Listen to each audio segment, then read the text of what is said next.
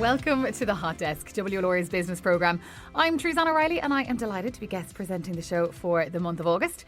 This week, I take a look at the business of the Tramore August Racing Festival. This year's festival, it kicks off tomorrow with 7 national hunt races bound to impress the punters. Except this year, the races are taking place behind closed doors. In 2018, 18,000 people attended the festival over the 4 days, with that figure jumping to over 21,000 in 2019. This year, though, there will be no drinks served in the bar, no meals prepared in the restaurants, no live music, no style marquee and no family fun day. And the knock-on effects of this to the local economy are huge. In fact, in our Coming Out of COVID interview this evening, which features Lindsay Kelly from Queen, a hair and beauty salon in Waterford City, Lindsay mentions how the cancellation of all events and festivals, including the pared-back Tramore August Racing Festival this year, has proved really challenging for her business. So we'll hear from her a little bit later on. We also hear from Noel O'Neill of O'Neill's Bar, Mal's Restaurant and the Old Forge in Tramore, who tells me about the knock-on effects of the pared-back racing to the hospitality industry in Tramore. But first, I'd like to welcome Tramore Racecourse Manager Owen Byrne and Horse Racing Ireland's Director of Communications and Corporate Affairs, Jonathan Mullin, to the Hot Desk.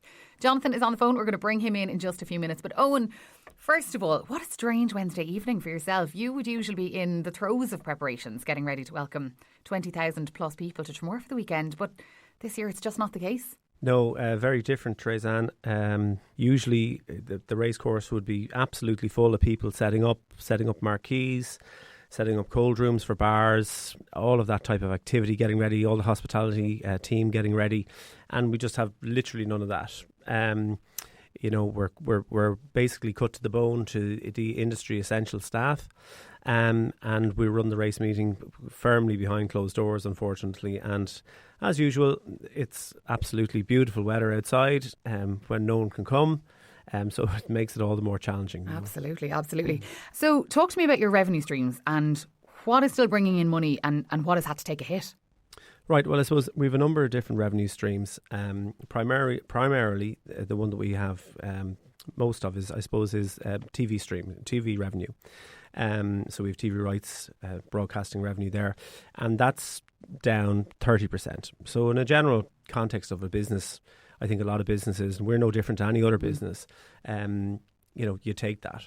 But when you start adding on the other layers that would be involved, especially around the festival, so we've no hospitality revenue.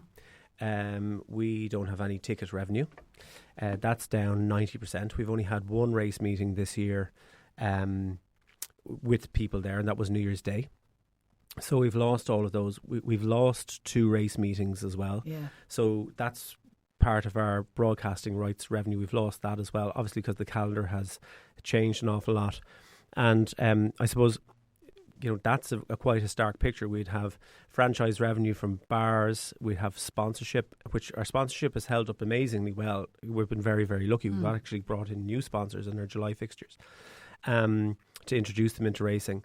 But overall, our sponsorship will be down slightly, but for August has held up quite well, as I said. But we have Blackwater Distillery, who usually do something very big with us and a lot of activity there. That's all gone. All that secondary income is gone. So that makes it a very challenging situation for us, yeah. And in terms of the contribution the Tramore August Racing Festival makes to the economy, not just in Tramore, but in County Waterford and the wider South East region, is huge. Well, it is massive. We don't have any bar staff there this year. We've no hospitality catering people, working in the restaurants. A lot of them tend to be students. A lot of them tend to be students who rely on earning the money during the summer, so when they go back to college. So there's knock-on effects, I think, that are coming that we actually haven't seen. But there's ramifications down the line from a business perspective. And while we're extremely lucky in racing, and I think HRI have to be complimented and have done an amazing job on getting the industry, and it is an industry, it's not a sport, and I think Jonathan might speak to that a little bit later, but it is an industry, and there's a lot involved in it. And we're very privileged and very lucky that we're in a position that we can continue. But it's because of the hard work of HRI and IHRB that they've put the protocols in place and that they're so stringent. And I mean, they are so stringent. Yeah.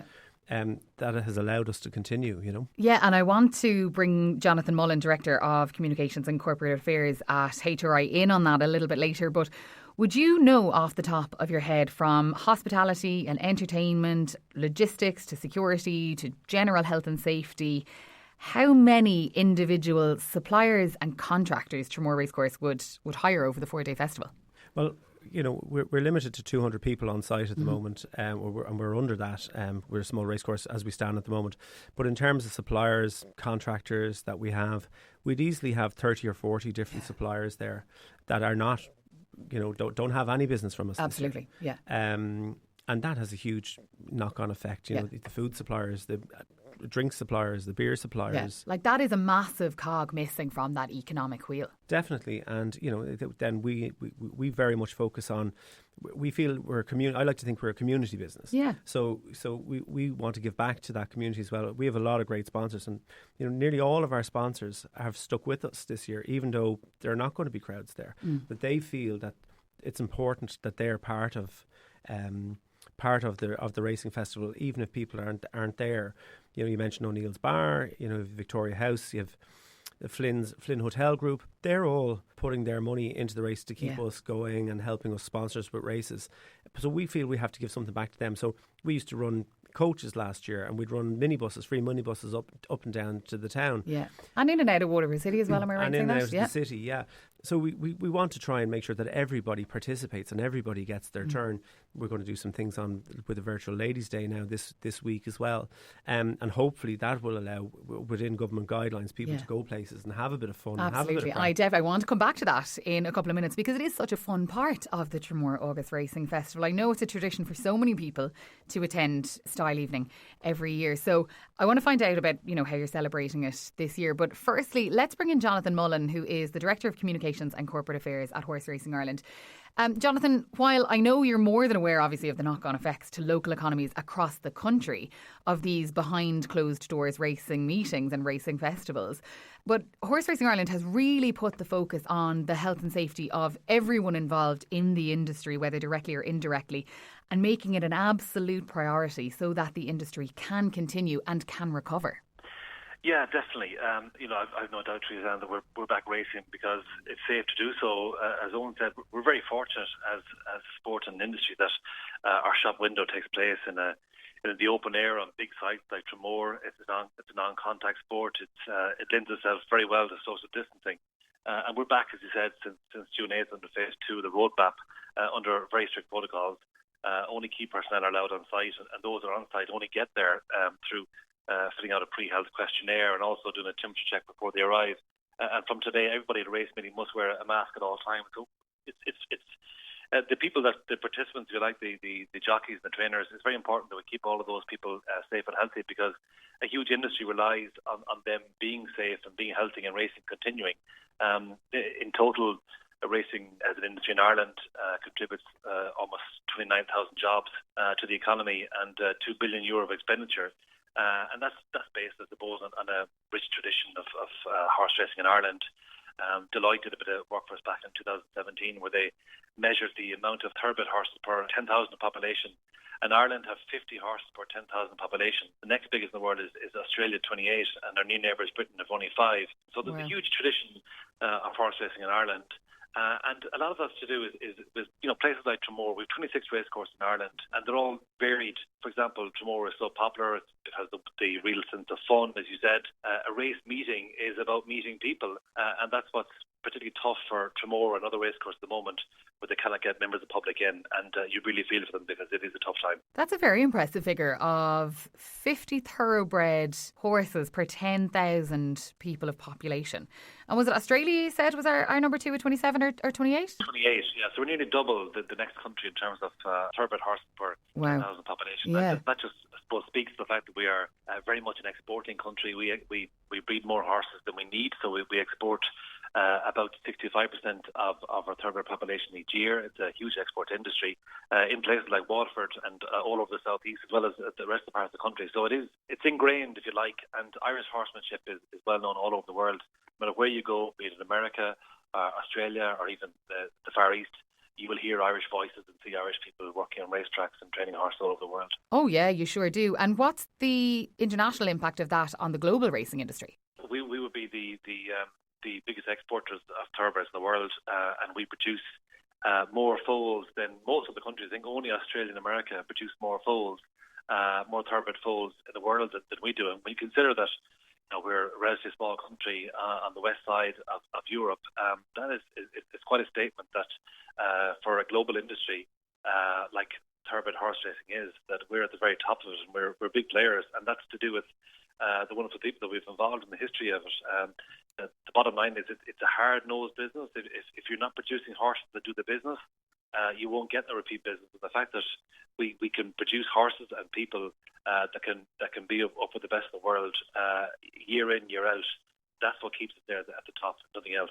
Do you know off the top of your head then, Jonathan, how many race meetings we've missed out on this year and how many we can look forward to for the remainder of the year? Yeah, well, we're working to reinstate as many as we can, Teresanne. It does depend on the race course. It might depend on ground. I think the net loss will be about 40 race meetings. We have tried to reinstate as many as possible because, as Owen said, most of the biggest revenue at the moment will be media rights, and we're keen that race courses can.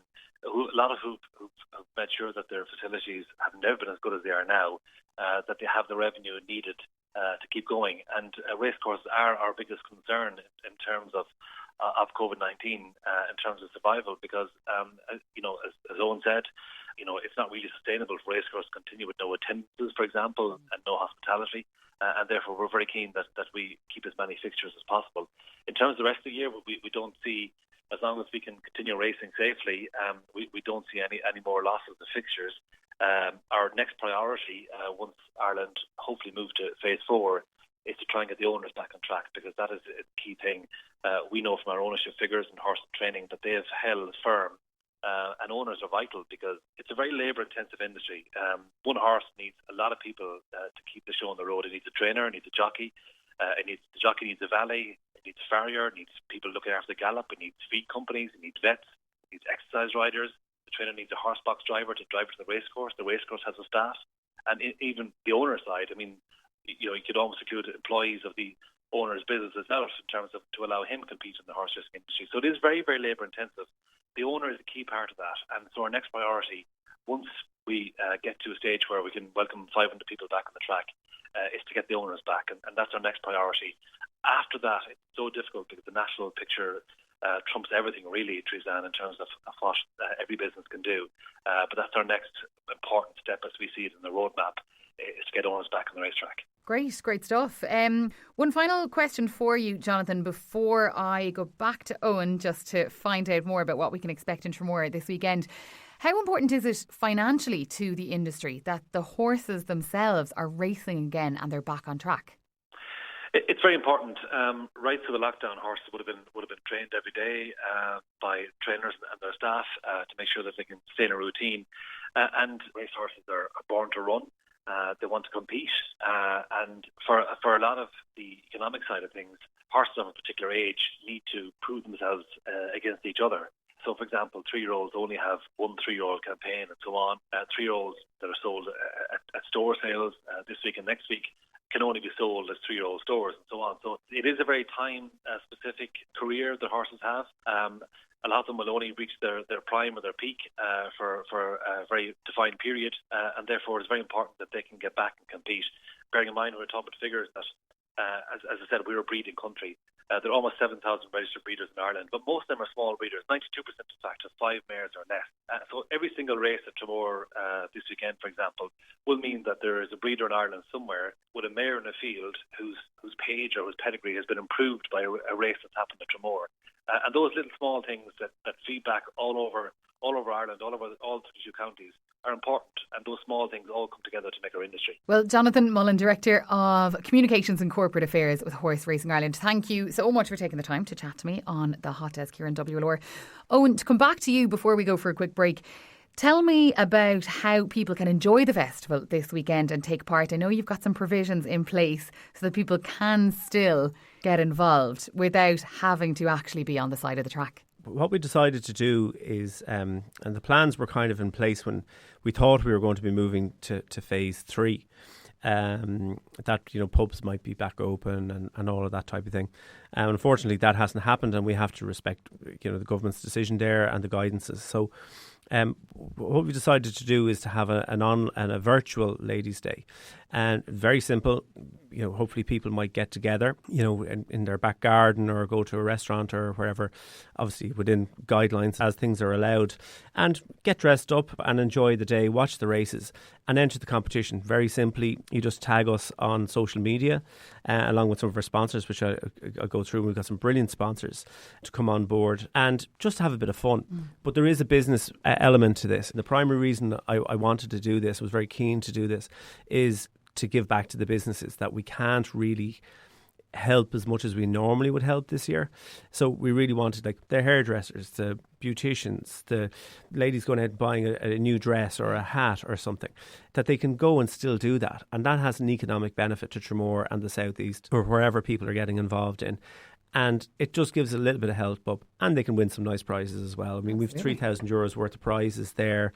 We've our very own Red Lane boutique in Tramore, and Catherine has given us a prize there of €500 for the most stylish lady. And then we have Bellamy Anta tanning products have come in and giving a year's supply of tan for you and a friend, as well as Polished Londoner and other sponsors of ours who have come in and give a hamper for teeth whitening products. And then another local sponsor in West Waterford, Blackwater Distillery, a beautiful hamper there. And they all have some lovely runner-up prizes as well. So there's a winning prize of nearly €3,000, and then nice goodie bags then for the 9 runners-up. So it's very simple to get involved. I have to say, that's an impressive offering from sponsors who have no doubt also been badly hit during the pandemic. But it's a great way of getting people involved and keeping that engagement there with your usual racegoers, whether they head out for dinner or enjoy the races at home on the TV. Yeah, and that's what we hope people will do. So yeah, look, it's something small, but we just got to try and keep it. We want to be, from a brand point of view, we want to keep our brand foremost in people's mind as well. We've worked very closely with Red PR in Clonmel, and they've been phenomenal in helping us put this together. Kerry Ann and her team. So, again, that's another supplier of ours. Yeah. They would have done a huge amount of work with us over the years. And so there's the marketing element. There's yourselves and WLR. I mean, there's revenue missed there as well. Yeah. So it really transcends so many different areas. Exactly. As Jonathan mentioned, the horse racing industry contributes over €2 billion in expenditure to the Irish economy each year. And we know that Tramore Racecourse is a vital part of our local economy here in Waterford. So Owen Byrne, Tramore Racecourse Manager, want to wish you the very best of luck for the festival over the next 4 days. And Jonathan Mullin, Head of Communications and Corporate Affairs at Horse Racing Ireland. Thank you both so much for joining me this evening on the Hot Desk.